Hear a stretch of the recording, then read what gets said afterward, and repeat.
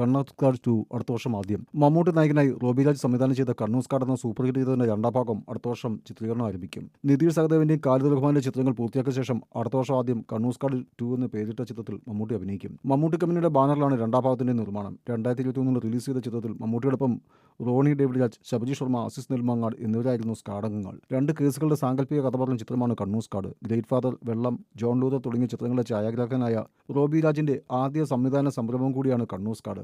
Roni David രാജും Muhammad ഷാഫിയും ചേർന്നാണ് thrilling crime ഡ്രാമയ്ക്ക് തിരക്കഥ എഴുതിയത്. കന്നഡ നടൻ കിഷോർ, വിജയരാഘവൻ, ഷെബിൻ ബെൻസൺ, മനോജ് കെയ്യു തുടങ്ങി നീണ്ട താരനിരയുണ്ടായിരുന്നു. സുഷിൻ ശ്യാം സംഗീതമൊരുക്കി.